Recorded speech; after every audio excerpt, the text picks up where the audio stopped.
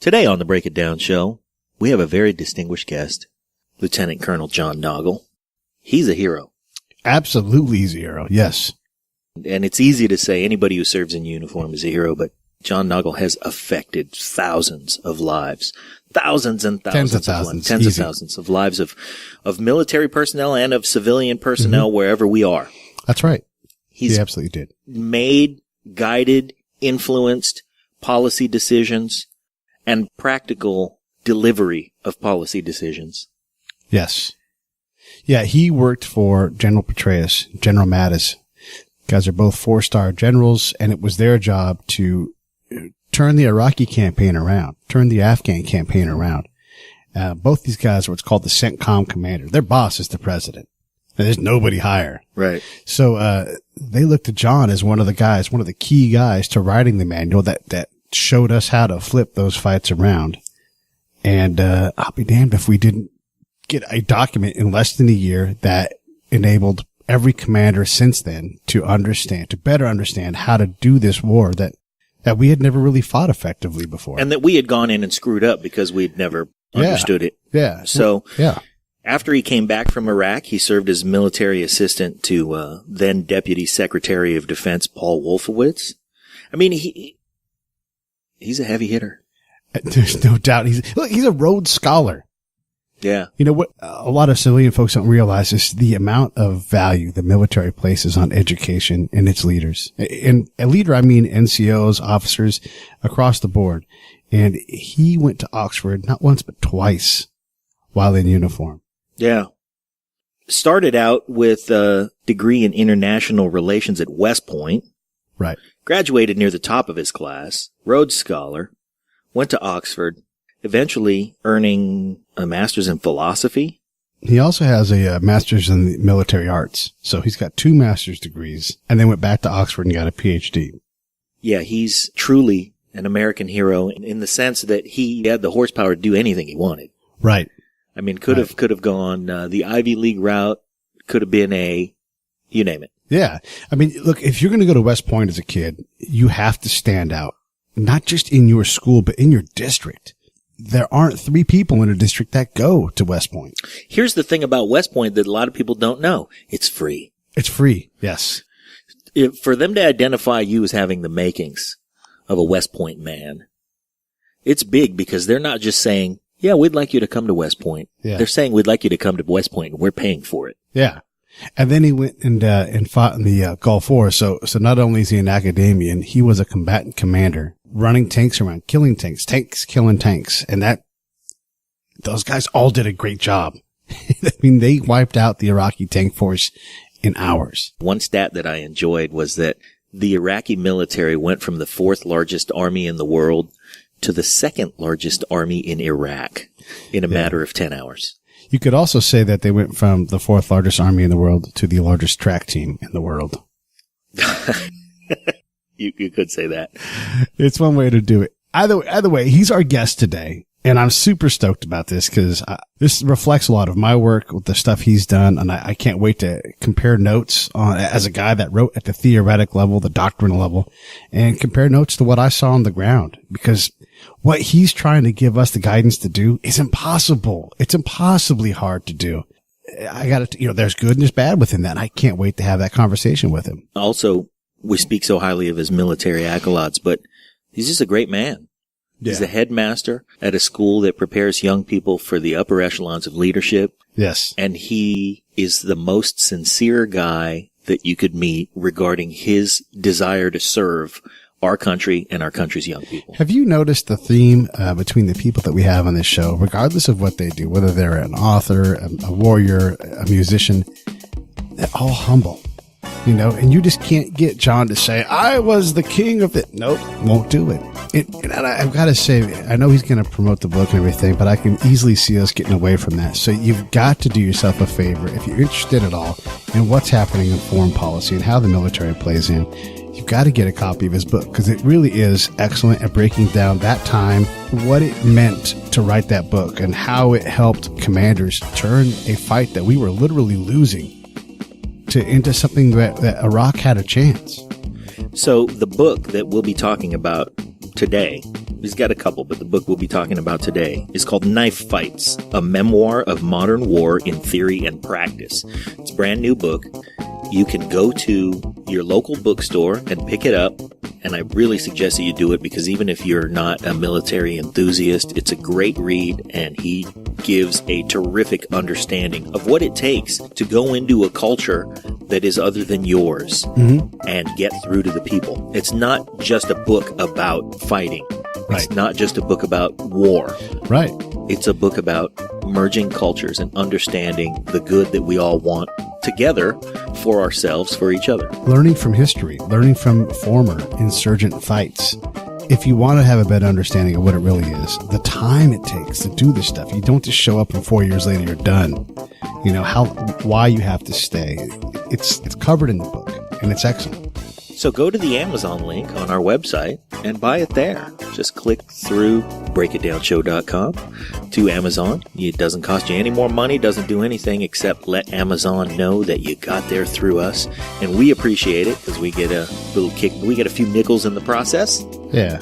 Or go to your local bookstore and patronize the folks who are bringing literature at the grassroots level.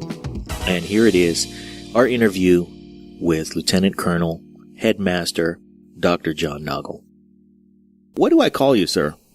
I was never in the military, so I don't know the protocol.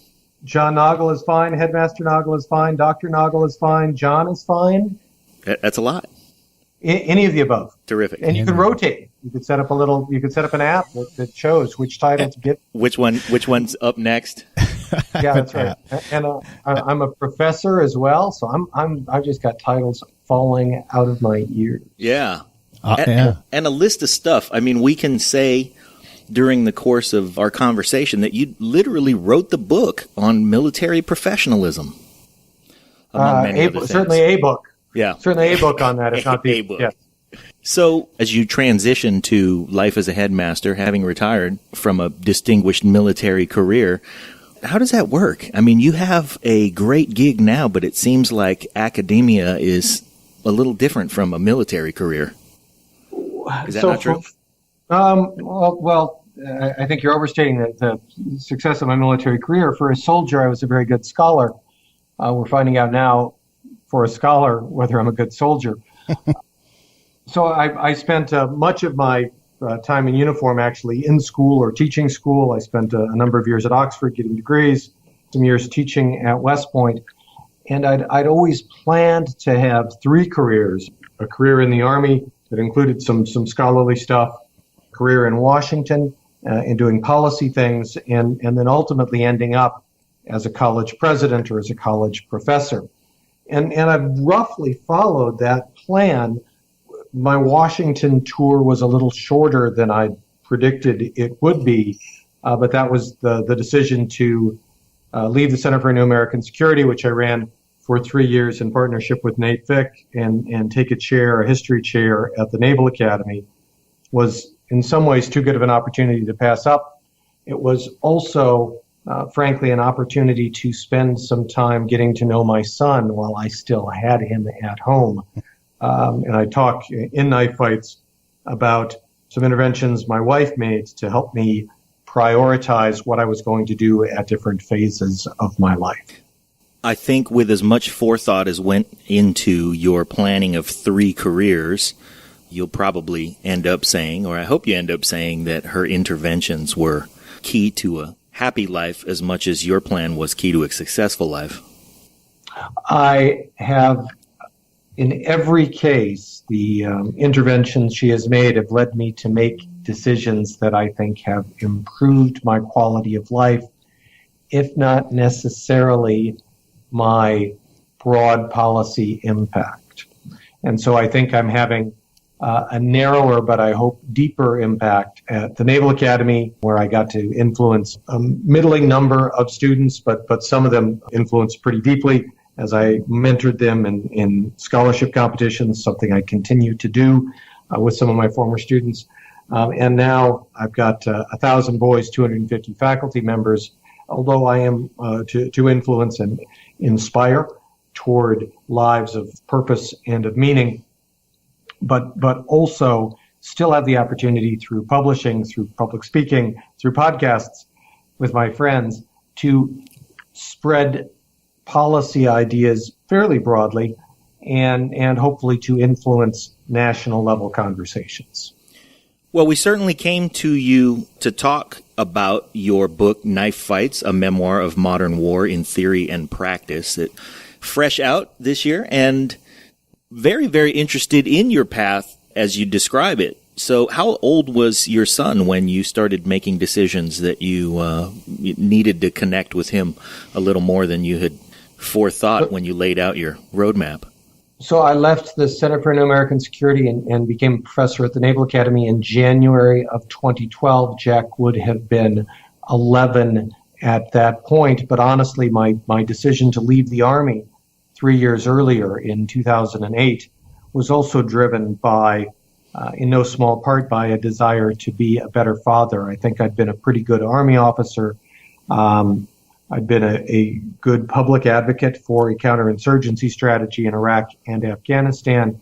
But in 2008, when my son was 7 or 8, I was regularly not seeing him during the week, going to work before he woke up, coming home after he was in bed, often working weekends as well in the Army.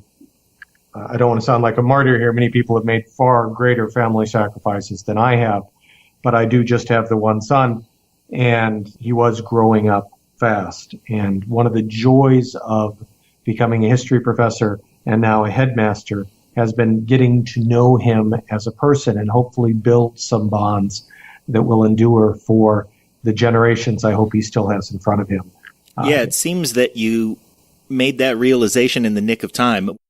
We've been very, very fortunate to have a lot of folks with a lot of accomplishments, and the common thread amongst those who are, in their 50s and 60s is a lot of them say, I'm a much better grandparent than I was a parent. And, that happens when you don't catch it in time. And that's, I hope that I am able to say that I'm a better grandparent than parent. But I hope as well. But the bar is high. Yeah. Hey, Colonel Nagl, I'm going to call you that this time. Thanks for giving me that answer, because I speak commander at a high level and I speak officer at a high level. And so I'm looking at your bio, and you've done very well. Rhodes Scholar, PhD. You have all the hallmarks of a career that still had a lot of energy at Lieutenant Colonel. There's like an inertia that careers have, and I'm sure you see that. So you get the command at the right time, you're picked for certain things, and you're on your way to Colonel, potentially even General, with all the things that you'd already accomplished at that point. But you saying that you made a conscious decision to pull out and raise your son while you still had a chance, that settles in my mind. Okay, cool. I understand why you go as a colonel and go make that sacrifice, because the only thing you have to look forward to is more time overseas, either commanding a brigade or being a DCO or whatever it is. There's a huge, huge time commitment while you're even home, not home. That's certainly true. It's also, as you may know, an extraordinarily exciting and fulfilling career. Absolutely. So, people ask me if I miss the military, and I say absolutely every day. It's intoxicating. It's intoxicating. I was part of a team of committed professionals who were the best in the world at what they did, and that team changes the course of history. And so I do miss being a part of that organization. That said, I'm part of another great organization now, and fortunately, and really for the first time in my life, I am not exclusively focused on implements of death and destruction. Right. And there's something deeply satisfying about turning swords into plowshares, about while continuing to write about and think about matters of national strategy and national security policy, I am also worried about the health and safety and well-being of the most precious asset America has, its young sons and daughters. Yeah, that's a great point. That's an amazing transition. Yeah. Turning swords into plowshares. That's a good one. Yeah, it's huge. So okay. One of the things that I like to illustrate as a fellow combatant person. You know what? I want to interject something, though, Okay. because I want the lay person to understand what the point that you just made, Pete, and that is that when you read the bio of John Nagl, you if you have military experience, you wonder, with all of the accolades and all of the education and the scholar that you were, I think the unsaid thing is that you have to look and go, why just lieutenant colonel?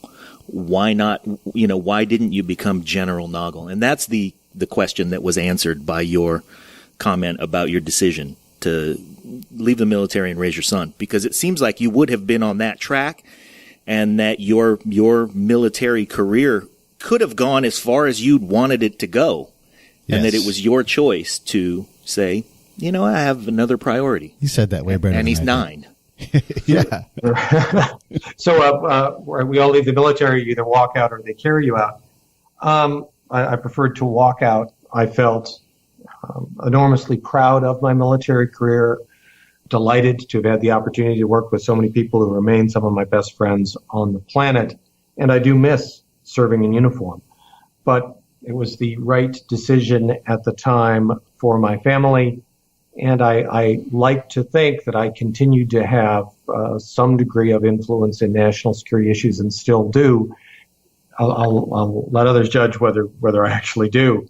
But I'm hopeful that from this chair as headmaster of the Haverford School, I can still be a voice for great discretion in the use of military force, getting involved in wars as seldom as possible, only when absolutely necessary. A mistake. I think both of the last 2 administrations, both the Obama and George W. Bush administration, have both gotten involved in military conflicts, employed American military power, when as a nation it was not necessarily in our national security interest to do so. So I hope that I am able to mitigate the number of wars we fight, and also, I hope, argue for more effective military and diplomatic policies, and finally speak for proper care of our veterans and their families, all things I continue to care very deeply about, as well as I hope become a more effective advocate for better education for our next generation. So apparently you aren't done doing great things, because that's a pretty hefty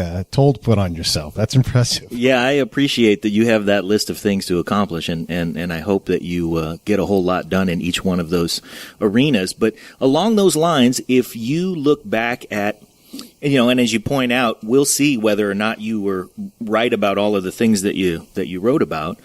But history is the only judge of such things. And now that we can look back at the decisions of those administrations and see that there were some, let's be kind and say, ill-timed decisions, or, well, what the heck, as you said, they were bad decisions. But would you say that it requires the look back and that only time has told?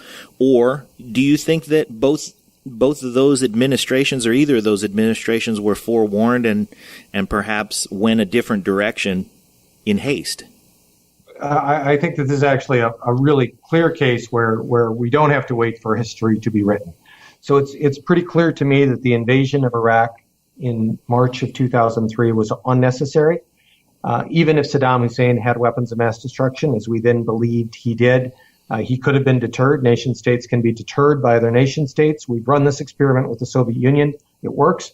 So the invasion of Iraq was unnecessary in 2003. It was also enormously poorly executed, too few troops, very, very minimal, if any, planning for the post-war, for what would happen after we toppled Saddam Hussein's government, and a number of decisions made in the immediate aftermath of the invasion that not only inflamed, but I would go so far as to say created the insurgency that cost us so dearly over the years to come, and then a series of decisions that inflamed that insurgency, both national level decisions such as disbanding the Iraqi army, all the way down to tactical military decisions, the absence of counterinsurgency doctrine or understanding. So I'm very, very critical of the Bush administration, George W. Bush administration, for its Iraq decisions from 2002, before the invasion of Iraq, all the way through 2006, when they corrected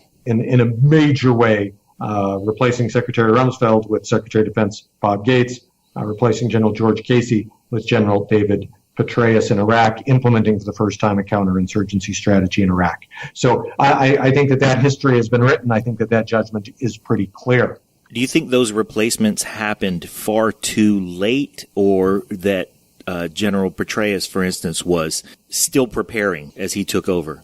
A very well-informed question. I think that we were very fortunate, and Petraeus would tell you that he was very fortunate to take command in 2007 of an army that had almost to a soldier deployed to Iraq, practiced counterinsurgency very badly, if at all, gone home for a year, thought about it, was ready to try something else the second time it came back for repeat engagement. And he was also fortunate to have the year that he had at Leavenworth prior to taking command in Iraq to write the counterinsurgency field manual, to really think through how he would approach the problem if he got the chance to be in command in Iraq. And it's a fascinating piece of military history. I think never before in history has a general had a year to sit down and write a campaign plan, publish that campaign plan, and then go execute it with very good history-changing results on the ground. So I think Petraeus was lucky to have that time. I'm more mixed on Rumsfeld, on whether Rumsfeld should have been replaced earlier. He was, it's hard to remember now, on the cover of either Time or Newsweek magazine the week before the attacks of September 11th. A photo of him was on the cover, and the caption was "Dead Man Walking." He was a very unpopular cabinet member already in 2001. Looked like he might be the first person replaced from the president's cabinet. I'm conflicted on Rumsfeld. He's a very talented man. Had, in fact, the mission of the Pentagon for the George W. Bush administration had been to downsize the post-Cold War military to build a lighter, faster, meaner force for conventional force-on-force conflict, which is what George W. Bush ran on, what Rumsfeld was hired to do. I think he actually was probably the right guy to do that. He was the wrong guy to lead the United States through two protracted counterinsurgency campaigns. And the nation was super fortunate that Bob Gates answered the call, and in my eyes turned around two different wars that were going badly. Obviously served as Secretary of Defense for two different administrations and two administrations of different parties, which had never happened before, and earned, I think, a clear acclamation as the finest Secretary of Defense the nation has ever had. Yeah, did an amazing job under both of those circumstances, where just under one of either of those circumstances would have been terrific accomplishment. Correct. And I want to go back to the point because your writing exposed me to the Winston Churchill quote, which I'll probably screw up now, but that you can count on Americans to do the right thing after they've exhausted all other opportunities. Like many Churchill quotes, it's apocryphal, but if he didn't say it, he should have. Yeah, absolutely. One of the things in doing some research on you before we had you on, I listened to your interview on the Daily Show with Jon Stewart. Mm-hmm. You said a thing that resonates with me, and so I'm sort of the reflection of your guys' hard work on the counterinsurgency manual. I'm on the other end of that. I'm all the way boots on the ground, working and talking with colonels, and I'd love to have that conversation with you in a minute too. But you said something on the Daily Show. You said you have to be polite, professional, and ready to kill. And that made the audience kind of step back, and they weren't ready for that because that is the reality. There are people out there ready to kill you, and you have to be hugging kids one moment and with your eye on everybody else because you don't know who's doing what.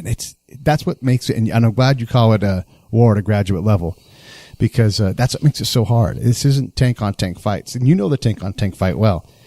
Man, and it's hard. And there's nothing easy about tank fighting, but it is at least you have some good idea who your enemies are. They may be camouflaged, but you know who you're fighting. Well, so the tank-on-tank fight or an artillery fight or the infantry fight, we have fantastic knowledge of the capabilities not only of ourselves but also of our enemy.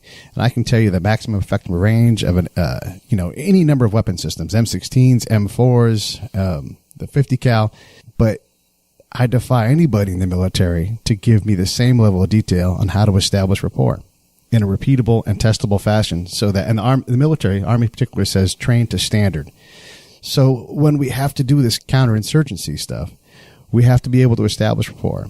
And all too many times, the training is based on familiarization. It's fire in the cultural side of things. We don't do culture at a graduate level. We don't do interpreter operations at a graduate level. And that that defies the success that you guys want to have during the build process of clear, hold, build. What do you think? That's exactly right. And so we give cultural awareness training when I think what we ought to be providing is cultural competency training. So we have to develop soldiers, Marines, who are competent to work inside that culture, who are competent in working through a translator or an interpreter, who have some basic understanding of the history and the religion and the worldview of the people, the human terrain inside which they're working, with which they're operating. And so we devote enormous resources correctly to teaching lieutenants and sergeants how to read a map, how to understand the physical terrain in which they're going to be fighting. We need to develop an equal focus on helping them understand the cultural, human terrain in which they're going to be operating. We've come a long way, but we still have a long, long way to come. Yes. Yeah. One of the things that I've found that I can talk to commanders about it forever and still be way ahead of them, which is impressive because colonels are, as you know, wow. I mean, they are highly trained, highly educated, and brilliant.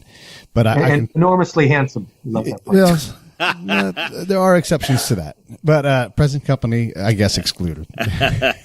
But I always talk about a cultural line of effort. There are smooth cultural paths that allow you to accomplish your goal if you allow yourself to see them. We always want to talk about economic development. Well, there are proven and existing economic paths that we can follow to create that economic development without inserting more power into the system. One of the standard things I say to every colonel when I first start working for them, they always want to know the most influential person in the region. And I say, sir, it's you. And it will remain them until they can stop imposing their will and allow that local government. And this is during the build phase.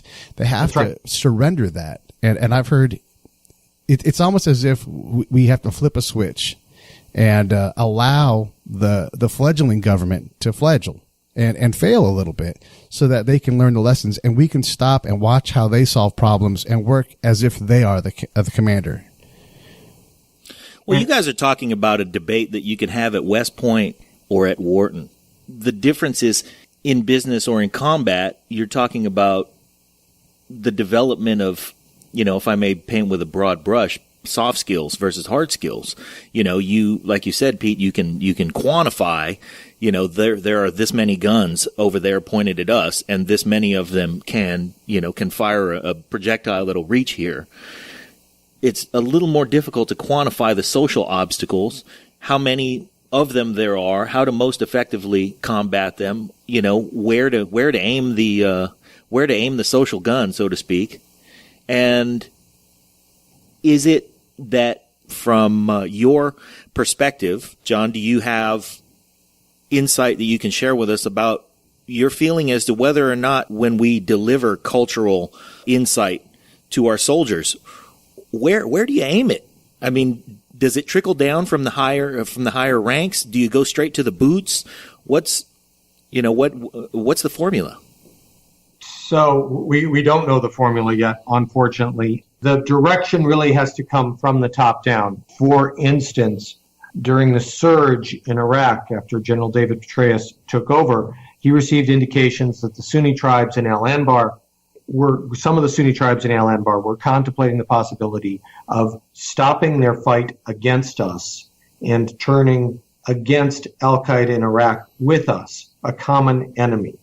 An enormously important shift that ultimately succeeded in reducing the number of people we were fighting in Iraq by 80% or 90% and focused our combined energies on al-Qaeda in Iraq, allowing us to essentially defeat that organization, drive it into Syria, where unfortunately it regained strength and is now back in Al-Anbar. That decision to work with the Sunnis, to stop fighting against the Sunnis, and to partner with them, even though many of them had American blood on their hands, that decision had to be taken by, probably was a national level decision. Petraeus took it on his own and enabled and empowered all of the forces under him to make that decision. So you really need a strategic direction that understands the most basic questions, like who are we fighting against? And simple as that question sounds, currently today in Syria, it's not clear to me who we want to win. Right. I know we want ISIS to lose, and I believe we also want President Assad of Syria to lose. However, our airstrikes against ISIS are helping him remain in power. So you have to figure out the base level questions of who you want to be in power. This is the Dave Petraeus question that he asked repeatedly during the invasion of Iraq in 2003. Tell me how this ends. And we've done a horrible job of doing what St. Augustine taught us is the only purpose of a war, to build a better peace. We have to start there and think through what we want that peace to look like, and then backward plan to where we are now. Right. Begin with the end in mind. Job across two administrations. We didn't do that in Iraq. We didn't do it in Afghanistan. We didn't do it in Libya, which is a disaster now. We are not currently doing it in Syria. It's a very basic strategic principle, and we are not succeeding at it. If you like the show, and you know you do, support the show. There are 3 ways you can support us. Number 1, go to iTunes or Stitcher or wherever you listen to podcasts and leave a 5-star rating and review. It helps with the show metrics and helps us get better placement. Number 2, visit our website, www.breakitdownshow.com. We've got an Amazon and an eBay link. Same Amazon, same eBay you know and love, but they give us a little kickback when you get to their site from ours. And number 3, leave comments about the shows that you like. We want to know what you think, how you feel. Tell us how to make the show better. We greatly appreciate it. Now back to the show. You're hitting me right in the heart, because absolutely, I'm there at the end as troops are drawing back away from Baghdad, and I watched the President Obama say all of the combat troops have left Iraq while I'm sitting in a room full of artillerymen, combat arms people, but they're there just to teach and train, and I watch them teach and train, and I talk to the people every night, and they don't care. It's not their military. They're all predicting that as soon as we leave, a civil war of some kind will break out. Man, for as much as we got that turn and you know, we got the Sunni awakening to happen, we couldn't affect the rest of the fight. And I'm saying affect with an A. And really, I think modern military operations, once you get past clear and hold, you have to switch from an effect-based military measurement to an affect-based military measurement. What do you think? I think that's probably too subtle for most of my tank drivers to understand. So I try to find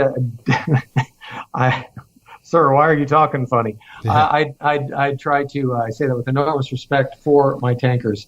So I try to find a different way to say it. But I do think that as we shift from the clear phase, where we will largely be using, our focus will be on the employment of our military weapons, we'll also be doing some stability operations as well. As we move from the clear to the hold phase, and into the build, we will be focusing much more on other forms of power, on political power, on persuasion, on economic development, and those resources, which soldiers aren't as familiar with, but need to be more familiar with in order to build lasting results out of the death and the destruction that they've caused in phase 1 and the clearing phase. If you don't do the hold and the build, the bad guys are going to come back possibly stronger than before. The local allies who worked with you the first time will be unlikely to do it again. They'll be emotionally invested in the other direction. And one of the reasons for the success of the Islamic State progressing rapidly through Al-Anbar over the course of this calendar year, like a hot knife through butter, has been because the Sunnis in Iraq were so disenchanted with their Shia-dominated government in Baghdad that they actually thought ISIS would be better than their own people governing them.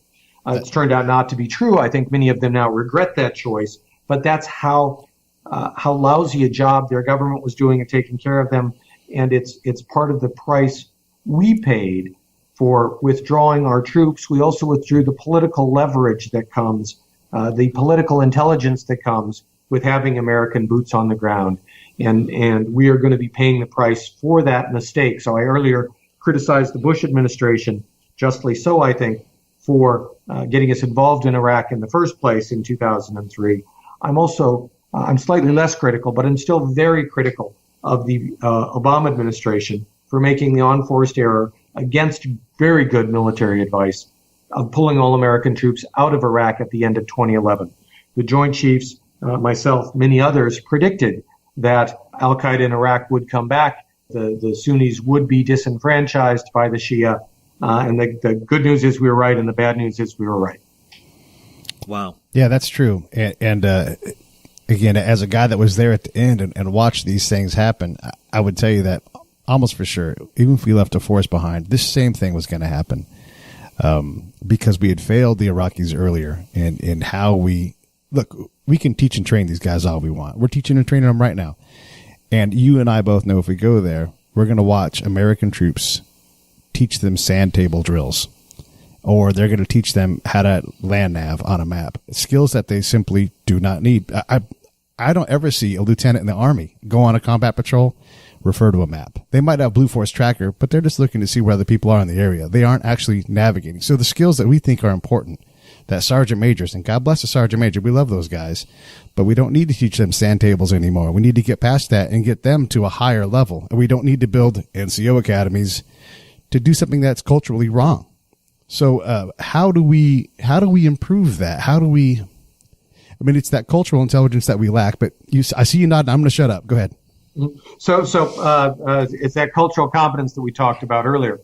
When I left the Center for New American Security to become the first Minerva professor at the Naval Academy, one of the reasons I did is because I so strongly believed in the Minerva program. Previously mentioned Gates, probably the best Secretary of Defense we've ever had. He was deeply concerned by the lack of cultural competence he saw in his forces and determined to change that, to do better. And so one of the ways he decided to do that was by putting academics to focus on cultural competence and cultural relevance, cultural intelligence at the service academies, at the war colleges, with an idea that they would read and think and publish and inspire further debate on just these questions of when we are training and advising a foreign force, do we want it to look like us, or do we want it to be effective in that environment? And effective in that environment, what we sometimes somewhat rudely, in my eyes, called Iraqi good enough or Afghan good enough. Yeah, that's terrible. Iraqi good enough may be better than American. And this goes to the overused T. Lawrence of Arabia quote, right? Do not try to do too much with your own hands. Allow them to do it, and they will surprise you with their ingenuity. Their way may not be our way, but it may be more effective, particularly if we can provide them with the scaffolding of American intelligence, American logistics, American command and control and communications, all of those American combat multipliers, along with the linguistic skills and the cultural knowledge that they already have, can create a force that is certainly competent enough to prevent ISIS from being a threat, at least in Iraq, if not in Syria. Syria is a much harder question. One of the things that I found from talking directly to Iraqi police officers and soldiers, apart from the public's total dismissal of their competence, and again, that would be our fault because we didn't show the people that they were doing combat lifesaver training. We were teaching their police officers to give IVs, and there wasn't an Iraqi that I ever found that knew it. I could tell you stories about this stuff all day long. Right. My question is so ISIS is there, right? And they're going to go and fight. What I will tell you is that the lowest level soldier, the Jundi, the guy that gets paid the least, will turn his back and let that action happen, whatever ISIS wants to do, because he has no faith in his command. Well, and I agree with that. And a big part of the reason for his lack of faith in his command is that when we departed, we removed all the political leverage we had on then Prime Minister al-Maliki. And Maliki, literally the day after the last U.S. troops departed in December of 2011, the next day fired his Sunni vice president and put him under arrest. And that was the first of many moves that removed capable, competent Sunnis, in particular, capable, competent Sunni battalion, brigade, division commanders, and replaced them with Shia loyalists, Maliki loyalists, who did not have military competence, but did have personal loyalty to Prime Minister al-Maliki. They were his stooges. And Maliki was more afraid of a coup from his Sunni military than he was of an attack by a resurgent al-Qaeda in Iraq, which is what ISIS grew out of and became. So Maliki completely misread the situation. Those stooges fled at the first sign of ISIS approaching, and an army of lions led by a lamb will always be defeated by an army of lambs led by a lion.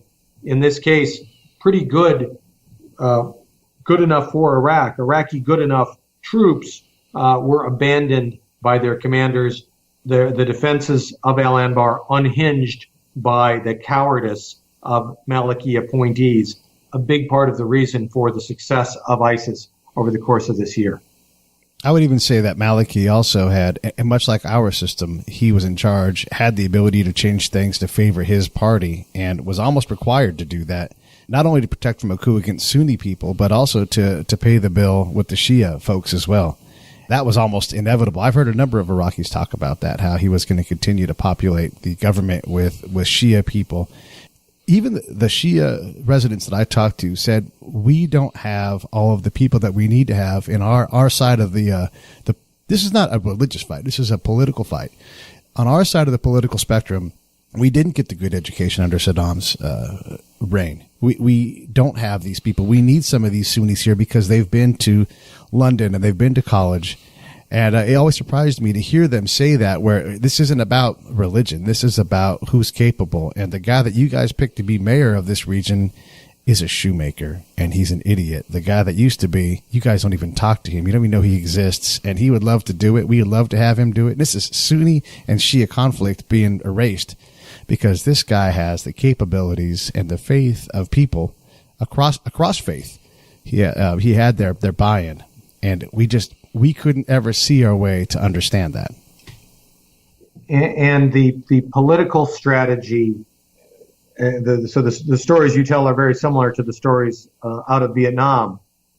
We have to find a way to be as competent politically as we intervene in these foreign countries as we are militarily, and we have to devote as many resources to understanding the politics of these countries as we do to understanding the physical terrain of those countries, or we're never going to be able to accomplish our objective of leaving behind a stable government that has some degree of respect for all of the people, and that is able to create and maintain a state structure such that terrorist enemies of the United States cannot again use that terrain as a place from which to attack the United States and our friends around the globe.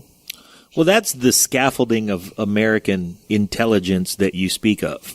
And I think that that's a complicated thing to leave behind and entrust when, we can put up that scaffolding. And then, like you said, and I want to interject, it's interesting having a conversation with a headmaster because your ability to impart these nuggets of wisdom through quotes is really syncing with me. I think, and I think our listeners are going to find those nuggets, they're going to treasure them the same way. When you leave behind that scaffolding, it's hard to just put it up and say, here, now, you guys climb it. And you guys climb it as you see fit to build. Because it's hard to trust the ability of a society that's a lot different than ours to behave the way we... And here's the key. We want them to behave in a manner that we want, as opposed to in a manner that is conducive to, them sitting at the table as a society with us. They're going to have differences. They're going to think differently, and they're going to behave differently, and they have different cultural norms. So it's not easy, and I can see the struggle there. It's not easy at all, but there are many directions in which the interests correlate, in which our interests are aligned. And we have to do a better job of figuring out what those are first and reinforcing that effort. But you're absolutely right. It's not a scaffolding. It requires long-term, persistent engagement from the American advisor to the Iraqi brigade commander, all the way up to President of the United States to Prime Minister. And it requires that level of engagement for probably a generation. And this is one of the reasons why I am so averse to American military interventions, why I did not favor the invasion of Iraq in 2003, because these interventions have long tails of a generation and more. The American effort to arm the Mujahideen in Afghanistan via Pakistan still biting us on the ass. I'm sorry? Still biting us on the ass. Still biting us in the butt, right? That operation in the 80s, which contributed to the defeat of the Soviet Union in Afghanistan, to the ending of the Cold War, dissolution of the wall, all sorts of goodness came from that. But that also enabled and empowered a generation. Many of the Mujahideen became jihadis, and Osama bin Laden was one of those Mujahideen. So we contributed to the creation of Al-Qaeda and the attacks of September 11th by the book and movie Charlie Wilson's War tells so poignantly in the final chapters at the end of the movie, by failing to continue to engage in that part of the world after we had accomplished our immediate objectives. So I think a very valid criticism of American foreign policy is that we tend to have short attention spans. We are, which I'm the headmaster of a boys' school. You know what you call a boy with attention deficit disorder? A boy. So, this is a problem I deal with on a daily basis. We as a country have to understand the long-term effects of putting energy into the system, and the fact that if we don't continue to maintain our operations, our personnel, our influence, our advice in that part of the world, it will very likely, that energy will come back and hit us. And we failed to learn that in Iraq. What I'm deeply concerned about is that we're going to make the same mistake again in Afghanistan. John, I got to be honest and say I've seen units rotate in. So I've seen the results of the training, and I've been through the training, and the training is not up to standard. We kind of covered this earlier. And to achieve those goals that you're talking about, I would love to see us do it, but we simply aren't prepared for it. The military culture doesn't support it. I watch commanders have their marching orders. Fill the Tashkil is the example. We want to get everybody into the government seats so the government can function, and that becomes the commander's objective. And only a commander that's brave enough to say, "Why isn't the Tashkil filled 10 years later?" can step back and ask that question, why, and work on that why before they can fill it. Otherwise, all the majors repeat the mantra, fill the Tashkil, fill the Tashkil. And they send patrols out to go find people who are willing to go into the government. And so now we force this action. Again, that's the commander imposing his will. And nothing changes. To amplify that point a little bit, I want to use John's example again of the scaffold. We come in as a unit, we build a scaffold, try to support this government, and do some work on it. And then the next unit comes in and says, this scaffold's built all wrong. And they build the exact same scaffold. And it drives the locals crazy. It makes them nuts. And so that we get a sufficing behavior instead of compliant, progressive behavior where people can start to believe in their own government. What are your comments on that? And so we made a series of very important decisions in the wake of the Vietnam War, obviously, going to an all-volunteer force. And during the Iraq and Afghanistan wars, rather than processing individual replacements, we processed units. We did unit replacements. And I think on balance, the benefits of unit replacement outweigh the costs. But there is the challenge of losing an entire year's worth of combat experience, of local knowledge, with all at once. With the complete departure of a unit. And so I would love to see staggered deployments, at least in some of the key leadership positions, to try to ensure that we don't build the scaffolding, spend a year building the scaffolding, tear it down, and then rebuild it again. It used to be built across the street, and then the next unit comes in the following year and builds it back in the first place over again.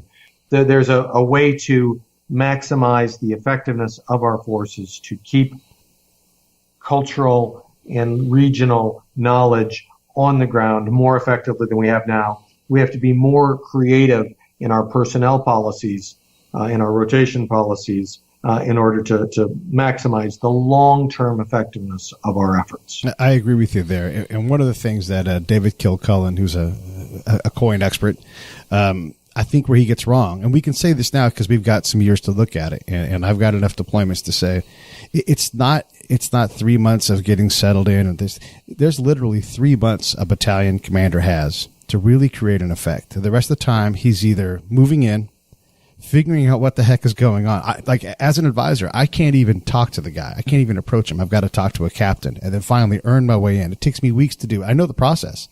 It takes weeks. And then by the time they're effective, I can look at them and say, you guys have 5 decision cycles left that are going to matter. After that, a good portion of your operation is going to be focused, and rightfully so, focused on packing up and leaving. The XO is almost completely disengaged at 6 months and looking at how to get stuff onto Connexes and out of there. So really, you're looking at 3 months out of a year-long deployment, which makes it very tough to accomplish anything long-term because you're working at a 25% effective rate, if that high. Correct. And so for all the benefits of unit deployments, for the cohesiveness, the relationships that are formed inside units, it is not the most effective way, I don't think, to accomplish our national security objectives on the ground. And so I do think we need to go to a mixed system of overlapping, staggered deployments in key personnel, including, and there's smart, inventive ways to do that, including a year-long deployment for the battalion intelligence coordinator, the second-ranking intelligence officer in a battalion. His year-long deployment is actually staggered over 18 months. So that spends enough time with the first unit to get smart and enough time with the second unit to pass on that smarts. We have to do a better job of that. Yeah, we have to do a lot of the training pieces, and a lot of that rotational stuff has to be addressed, because I can have a conversation with the farmer and have him tell me, in Afghanistan, why should we believe in the government? This is Taliban country, always has been, it's always going to be. Matter of fact, your nation is in negotiations with the Taliban right now and how they're going to be part of this government. So tell me now, again, why a government that can't do anything for me, I should be following. And that's a hard question to answer. It is, and this goes to the broader cultural problem, right? The Taliban is going to be a part of the solution in Afghanistan. It is a local solution that works to providing some degree of governance in many of the tribal parts, the Pashto parts of Pakistan and Afghanistan. We need to moderate the Taliban, find the moderate Taliban leaders, draw a distinction between capital T Taliban, really driven by a radical Islamist ideology, and small T Taliban, who are much more practical people, and find a way to work with the small T Taliban as part of the long-term security solution in Afghanistan. Well, I would like to interject, because as the non-military man in the room, we're getting deep in it. Yeah, you guys are getting deep in it. We have a few minutes left with you, Colonel, and I'm going to deflect the conversation because I want to talk about the way that your career and your life has progressed. You started off, and again, I'm just painting with a very, very broad brush here, but I want to paint a picture that you sort of went backwards from writing a book on military professionalism and then guiding the lives of military men, and then guiding the education of military boys as they became men. And now you're the headmaster of a school that's got kindergartners.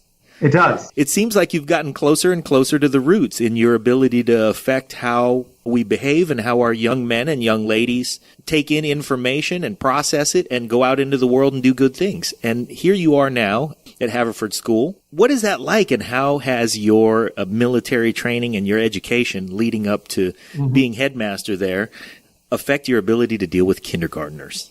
So there is no such thing as a bad day when you're in the lower school working with the kindergarten boys. And anytime I am having a bad day, I do go over to the lower school to regain my faith in humanity They are just happy little people. My desire to educate young men and women, I've taught women as well at West Point, at the Naval Academy, at Georgetown, comes from a love of learning myself, and from a real sense that the best way to learn a subject is to teach it. So when I've taught courses, designed courses myself and taught them, they generally come out the way I thought they did, but I always learn something along the way. And I often say, you don't really understand a subject until you've tried to teach it to somebody. I gained a realization at the Naval Academy when I was teaching really the finest young men and women in America, that in a lot of ways they'd already been formed. Their important life decisions had already been made. And I wanted to, as you suggest, come closer to the source, to affect younger minds and try to alter the trajectory of their life earlier. Get them before the cement dries. Before the cement dries, right? Before the brain hardens. And I've had some success in doing that. I will say probably my single favorite thing. I team teach a course in my upper school to juniors and seniors, 17 and 18-year-olds, on the modern Middle East.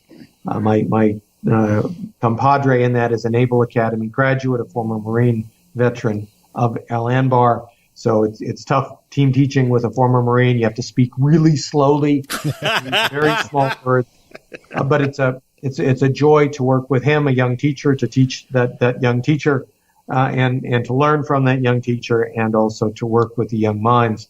So it's a constant joy being able to be refreshed by the enthusiasm, the desire to learn, and the clear desire to make a difference that marks all this generation of young people. And if you're depressed about the future of America, if you don't think that we're going to be able to overcome our current political problems, work with this generation of young veterans, this generation of young people, and I guarantee you'll come away optimistic and inspired about the future of our country.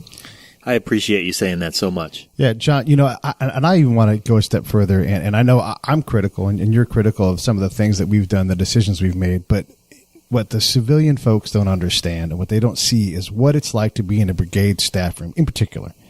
In that room, you're going to have several people that either have a PhD or are about to get a PhD. You've got any number of master's degrees. You got people that are raising their kids for trying to solve this problem, and the dedication that you see in that room is unparalleled to anything I've seen in the civilian world, where everybody is pushing that same rock up the hill. They're all compelled to do whatever the commander needs to get this problem solved, and it is incredible to watch these heroes do what they do, and at the level of intelligence and competence that really is not commonly found in the civilian world.